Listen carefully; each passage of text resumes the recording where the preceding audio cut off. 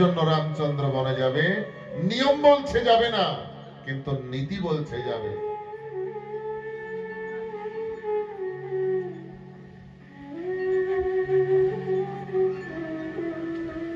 বনবাসে যাওয়ার সময় কৌশল্যা, কইকেয়ী, সুমিত্রা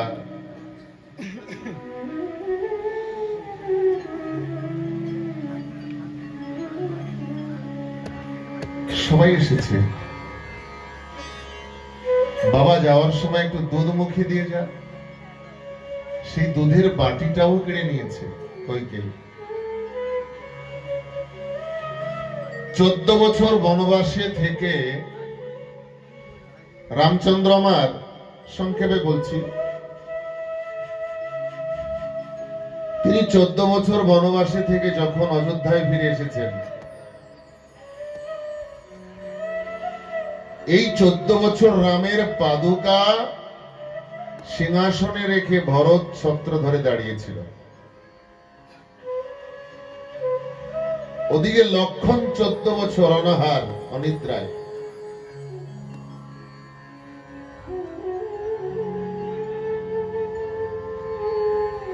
যখনই জানকী সীতা সবাই ফিরে এসেছে, ভরত আগে প্রণাম করেছে কাকে? সীতাকে। আর রাম প্রণাম করেছে কাকে? কৌশল্যাকে না, কইকেয়ীকে প্রণাম করেছে। যে মা বনবাসে দিয়েছে তাকেই প্রণাম করেছে, বিমাতাকে। আর জানকীকে প্রণাম করেছে ভরত, রামকে করেনি। এখানে ভাববার বিষয়, ভরত কেন জানকীকে প্রণাম করলেন? যে চরণ 14 বছর বনবাসিনী হয়েও রাবণের স্বর্ণপুরী লঙ্কায় যেও তার সেই বিষয় বৈভব তাতে আকৃষ্ট না হয়েও তাকে 2 চরণ দিয়ে ঠেলে রেখে এসেছে, সেই চরণকে আমি প্রণাম করব। পৃথিবীর কোন ঐশ্বর্য যে মা চায় না, শুধু তার স্বামীর ভালোবাসা চায়। আমার রামকে যে চায়, রাম ত্যাগের প্রতীক, রাম শান্তির প্রতীক, রাম হচ্ছে ঐশ্বর্যের প্রতীক। তাই আমার কোনো কিছু আমার রামের সঙ্গ ত্যাগ করে অন্যদিকে যায়নি। এত কিছু পাওয়ার পরেও সেই স্বর্ণ লঙ্কাকে 2 পায়ে মারি এসেছে, ওই চরণে এই ভরত প্রণাম করে। আর এদিকে রামচন্দ্র কইকেয়ীকে প্রণাম করেছে। কেন? যে মায়ের জন্য আজ আমি আমার পিতার বাক্যকে তো আমি রক্ষা করতে পারলাম, এত বড় একটা জীবনের সাধনা আমার পূর্ণ হয়েছে। ত্যাগের প্রতীক রামচন্দ্র, পিতৃবাক্য রক্ষার জন্য। মা, তুমি যদি এমনি করে আমাকে বনে না পাঠাতে, বনে ওই গুহক চণ্ডল কত অনুন্নত অনার্য, তারা রামচরণ পেত না। দণ্ডকাকীর্ণ পথে, কণ্টকাকীর্ণ পথে, দণ্ডকরণ্যে কত জীব, ওই মাধব পাটনি সেও পেত না। কত রাক্ষস, কত জীব, কত গন্ধর্ব এই রামচরণ পেত না।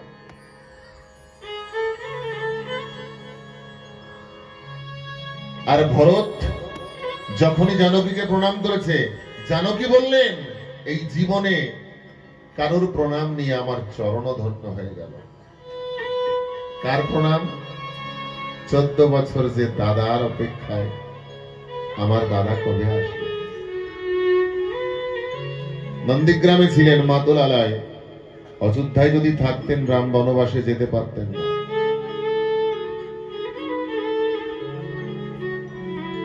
এই 14টা বছর যে রামের পাদুকা ছত্র ছায়া দিয়ে রেখেছে, ভ্রাতৃ প্রেমের প্রতিমূর্তি, পরাকাষ্ঠা, সেই ভালোবাসার ত্যাগের প্রতীক, সেই মস্তক আমার চরণকে স্পর্শ করেছে। যে রামকেও প্রণাম করল না, ভাববার বিষয়। মনে রাখবেন, এখানে যারা যারা মায়েরা আছেন, এই রামচন্দ্র যখন দশরথ রাজা মারা যায়, ভরত, লক্ষণ, শত্রুঘ্ন, রামচন্দ্র, এরা 4 ভাই পিণ্ড দান করেছিল। কিন্তু সে পিণ্ডদানে দশরথ রাজার মুক্তি হয়নি। দশরথ রাজা মা জানকীকে আদেশ করেছে স্বপ্নে, মা তুমি যতক্ষণ আমাকে পিণ্ড না দেবে আমার মুক্তি হবে না। তাই সীতা মা আমার পিণ্ডদানের পরে দশরথ রাজার আত্মার কল্যাণ হয়েছে। মানে কি, মেয়েরা যখন বাপের বাড়ি থেকে শ্বশুর বাড়ি আসে তখন শ্বশুর বাড়ির গোত্র হয়ে যায়, তাই না বাবা? ছেলেদের থেকেও বৌমাদের বেশি অধিকার শ্বশুর শাশুড়ির পরে। মনে রাখতে হবে, যারা সত্যি সত্যি নিজের মা বাবাকে ভালোবাসে তারা কোনোদিনও পরের বাড়িতে এসে শ্বশুর শাশুড়িকে কষ্ট দেয় না। তারা শুধু নারী নয়, তারাই হচ্ছে ত্যাগের প্রতীক। এই ভারতের আদর্শ শক্তি তারা, তাদের দ্বারা সংসারে উন্নতি হয়, তাদের ঘরে ভালো সন্তান আসে, আর সেই সন্তানে এই জগতের কল্যাণ হয়। এটা মনে রাখতে হবে। শুধু সন্তান জন্ম দিলে তো হবে না, সংস্কার দিতে হবে। যদি জীবনকে গড়ে তুলতে হয় তাহলে রামচরিত্র পড়ো, আর যদি লীলাকে প্রেম যদি কাউকে করতে হয় তাহলে কৃষ্ণ লীলাকে অনুধাবন করো।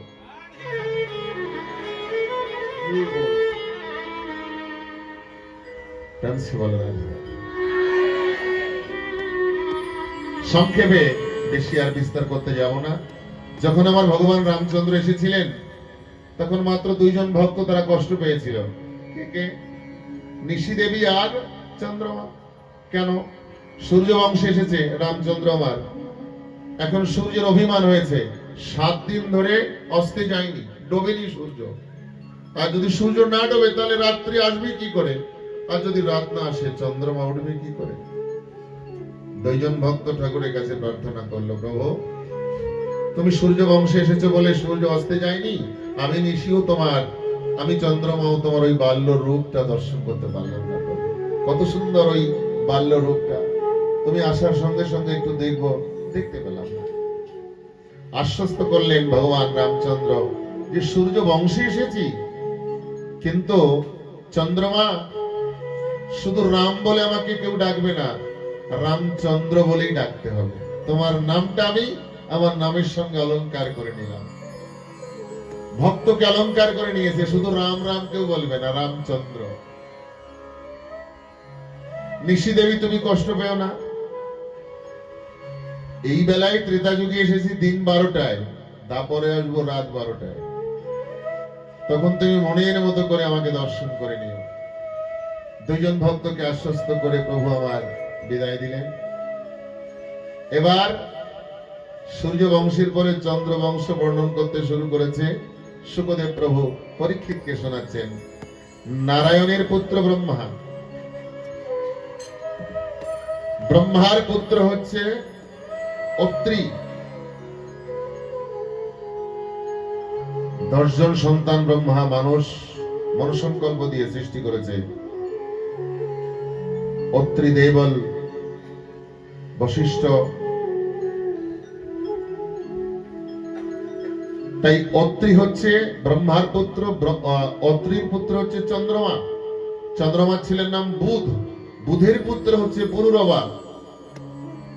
আস্তে আস্তে এই বংশে আগে যে পুরু নামে এক রাজা হয়েছে, পুরু, পুরুর বড় ভাইয়ের নাম যদু, এখান থেকে যদু বংশ। যদুর ভাইয়ের নাম হচ্ছে আজমের,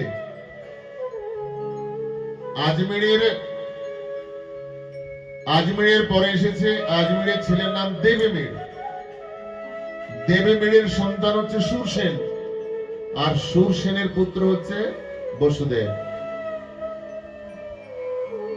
বসুদেব সুরসেনের পুত্র।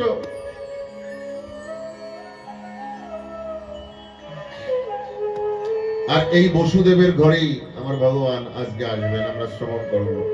বসুদেবের 5 জন স্ত্রী ছিল, কৌরবী, রোহিণী, ভদ্রা, ইরা, মদির আলোচনা, 5 জন।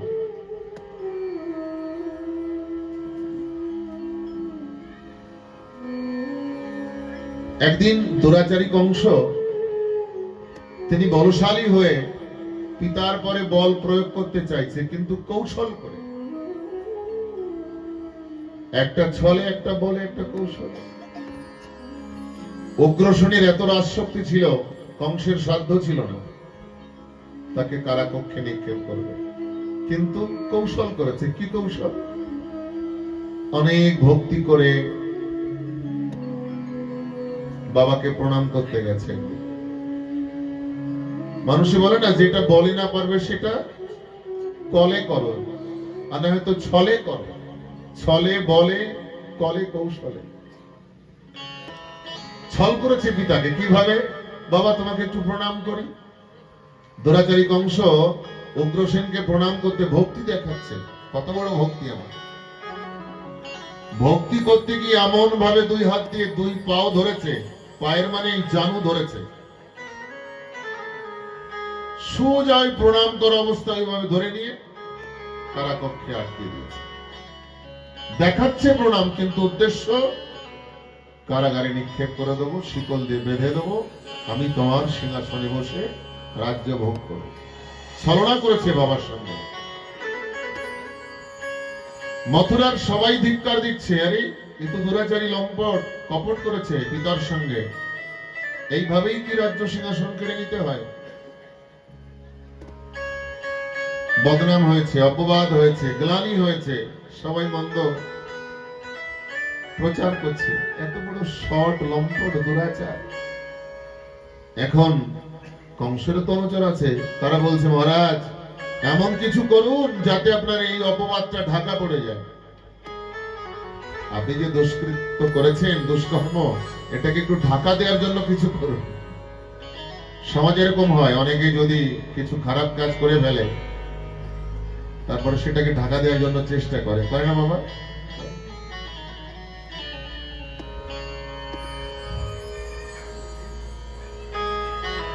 আমাদের মেনল্যান্ডে দিনেশপুর বলে একটা জায়গা আছে, শ্বশুর বৌমাকে গলা টিপে মেরেছে। এখন ওই পাপ ঢাকার জন্য বাড়িতে নামযজ্ঞ দিয়েছে। নামযজ্ঞর পরে ওই নামযজ্ঞে যারা যারা প্রসাদ পেয়েছে তারা এক মাস পেটে ব্যথায় ভুগেছে।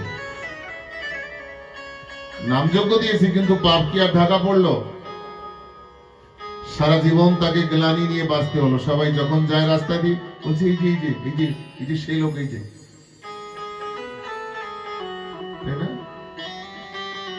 খারাপ কর্ম করে পাপকে ঢাকতে গিয়ে পূর্ণ করার চেষ্টা কেউ না করাই ভালো। ফ্রান্সে বলে রাধে রাধে। শাস্তি পেতেই হবে, যেমন কর্ম তেমন ফল, ভোগ নিতেই হবে জীবনে। কিন্তু এই দুরাচারী কংস কি করেছে? পরের বুদ্ধিতে একটু ভালো কাজ দেখাতে হবে, সমাজের কাছে প্রিয় হতে হবে, পাবলিকের কাছে ভালো হবো। ফ্রান্সে বলো রাধে রাধে। ঘোষণা করে দিলেন যে আমার একমাত্র কাকাতো বোন দেবকীকে বসুদেবের সঙ্গে বিয়ে দেবো। তোমরা মথুরাবাসী সবাই আসো, বস্ত্রদান করব, উপহার দেব, যৌতুক দেব, সবাইকে পয়সা দেব, মানে অর্থ দিয়ে, বস্ত্র দিয়ে, জিনিসপত্র দিয়ে ভালো হতে চাইছে। অনেক অনেক ভালো ভালো খেতে দেব, আড়ম্বর করে বিবাহ দিচ্ছে।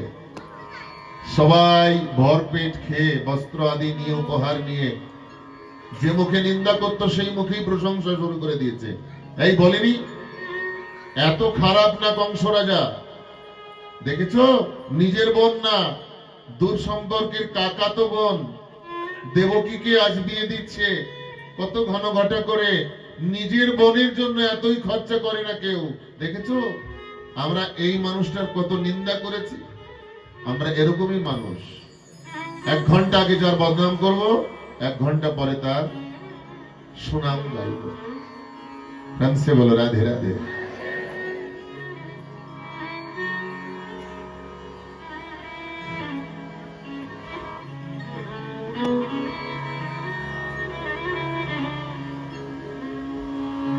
বলছে শুধু বিবাহ দিলে তো হবে না, বিবাহটা দিল সুন্দর করে, বাজি বাজনা করে, আনন্দ করে। মনে মনে ভাবছে আর একটু নাম কিনতে হবে আমার। নিজে রাজা, সুন্দর করে আনুষ্ঠানিক করে ঘন ঘটা করে সমস্ত মথুরা মণ্ডলকে সাজিয়ে বাজি বাজনা বাজিয়ে বহু সম্পত্তি বহু সম্পদ দান ধ্যান করে কন্যাদান করেছে। ভাবছি এবার আমি নিজে রথে করে আমার বোন আর ভগ্নিপতিকে তাদের ঘরে পৌঁছে দিয়া।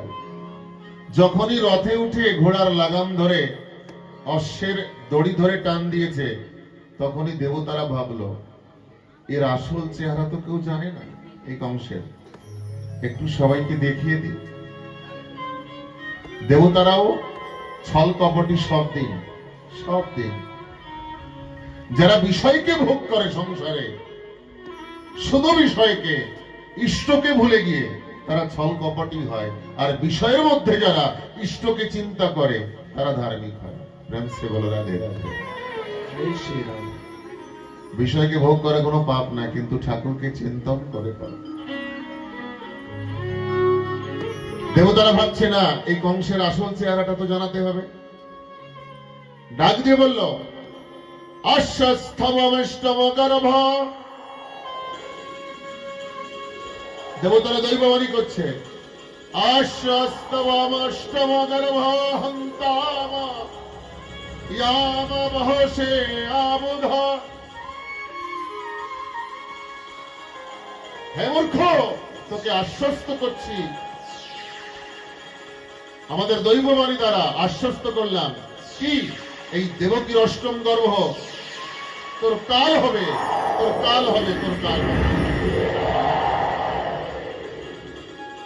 আশ্বস্তব অষ্টম গর্ভ হন্তাম ইয়াম বহসে অবুধ। কংস দেখলেন পৃথিবীতে সব মিথ্যা হবে, কিন্তু দেবতার দৈববাণী মিথ্যা হবে না। রাধে রাধে। সবকিছু মিথ্যা হবে, দেবতার দৈববাণী মিথ্যা হবে না। কি করলেন? এটা দেবতারা চেয়েছে যে কংসের এই যে সবার কাছে ভালো হচ্ছে, আসল চেহারাটা দেখিয়ে দিই। যখনই দৈববাণী শুনেছে যে অষ্টম গর্ভ এই দেবকীর তোর কাল হবে, তখনই চুলের মুঠি ধরে দেবকীকে রথ থেকে টানতে টানতে নামাচ্ছে। নেমে আয়। অসি নিষ্কাশন করেছে, তীক্ষ্ণ তরবারি দিয়ে তোর মুন্ডকে আমি দ্বিখণ্ডিত করে দেব। বসুদেব চরণ জড়িয়ে ধরেছে, মহারাজ একেতে নারী আরো তোমার বোন, যদি মেরে দাও অপরাধ হবে। আমি কথা দিচ্ছি অষ্টম গর্ভই যদি দেবকী তোমার কাল হয়, এক এক করে 8টি পুত্র সন্তান তোমাকে দিয়ে দেব। যা আসবে, মেয়ে আসবে, ছেলে আসবে, দিয়ে দেবে। ঠিক আছে। তৎকাল হাতে পায়ে শিকল দিয়ে বেঁধে বসুদেব আর দেবকীকে কারাকক্ষে নিক্ষেপ করে দিয়েছে। ওদিকে অগ্রসেন আছে, এদিকে আরো 2 জন।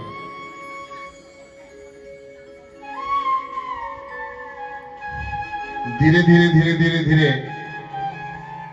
সময় অতিবাহিত হয়েছে। প্রথম সন্তান পুত্র হয়েছে, কংসকে এনে দিয়েছে। মহারাজ এই যে প্রথম গর্ভ সন্তান হয়েছে, পুত্র সন্তান নাও। বলছে না না, নিয়ে যাও নিয়ে যাও। কেন মহারাজ? বলছে এটা দিয়ে আমার কোনো ভয় নেই, অষ্টম গর্ভেই আমার ভয়। অষ্টম গর্ভে যা হবে তাই দিও। তখনই নারদজি এসে গেছে, নারায়ণ নারায়ণ বলে। কি ব্যাপার? একটা পদ্ম ফুল নিয়ে 1 2 3 4 5 6 7 8, এটা 8 তো। এবার এইটাকে বাদ দিয়ে এখান থেকে কোনো রাজা 1 2 3